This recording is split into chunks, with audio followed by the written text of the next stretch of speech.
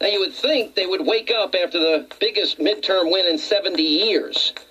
You know, it should be a signal to the country that the left is opposed to a balanced budget, constitutional limits on government. Frankly, I think it's a good thing that American citizens are bringing their Constitution and founding principles back into public debate. And everybody needs to be educated about the principles behind our Constitution, our Declaration, our founding documents. And you know why? Because they're the greatest statements of human liberty, and they are timeless. And then that reminds me, if you don't have a copy of our Constitution, of our Declaration, or maybe you know somebody who needs a copy, just go to the Heritage Foundation and their website, askheritage.org. Once again, they're going to offer, you can get 5 free pocket constitutions. I got mine right here in front of me. And let me tell you something. You just go back and you read it and you realize, oh, I forgot this, and it's just terrific. Anyway, so, and give a copy to some of your liberal friends. They need it. And the Constitution reminds us all of the conditions of legitimate political authority, the ends of government, the sovereignty of we the people. And I think, you know, look, these fight over spending, this is going to be real. We are going to need to stand strong. So go to the website, askheritage.org, and I hope you'll support the Heritage Foundation. 5 free pocket constitutions just for the asking. All right, let's go to our busy telephones here as we say hi to Diane, Santa Barbara, California. My old stomping grounds on Chapala Street. What's going on, Diane? How are you? Wow, long time no talk. I know. What's going on? Oh, well, you know, I've been really disturbed by the way I haven't seen the media or the press going after Obama during his social outings, like golfing, like they did with Bush.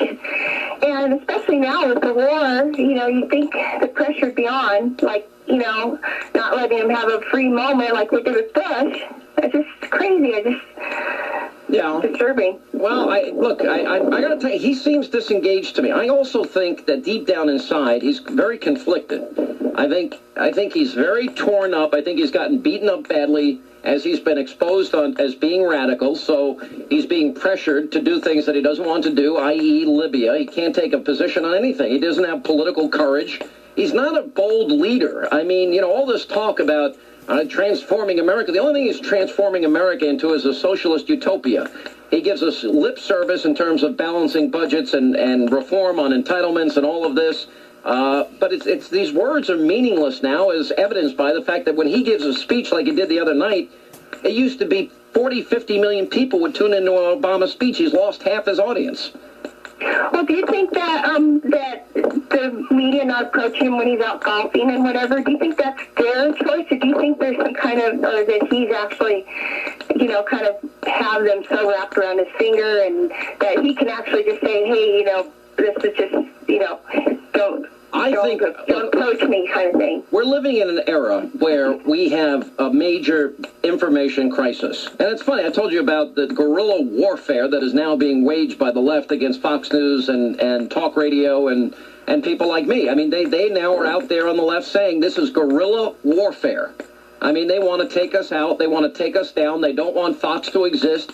They would love any conservative that, you know, whose head they can put on a chopping block for uttering a statement that they dare to disagree with. And these are the conditions under which we debate. They can't win in the arena of ideas, so it's got to be slander. So, look, I just, you know, my answer is I think the media is so enamored with Obama that I think they are going to be by far the biggest contributor to his reelection campaign, as they were in 2008. And I think, you know, you've got all these media people, they suck up to him, they bow at his altar, they beg for access and interviews, and usually they get it. When you suck up enough, you get it. Well, more and more people, more and more of them are saying, or speaking against his, you know, judgment and stuff. So maybe they will be showing up at the golf courses and stuff like that and say, hey, what's going on, you know. So, and Bush was such a gentleman that he actually complied, which was kind of cool, and so I'd like to see that. Yeah, no, look, I'd like to see a strong president that has principles, conviction. I'm telling you, in such a short period of time, we can see and we can compare and we can contrast the differing political styles of, say, a Bush and an Obama. It's pretty amazing. All right, 800-941-SEAN, our toll-free number. You want to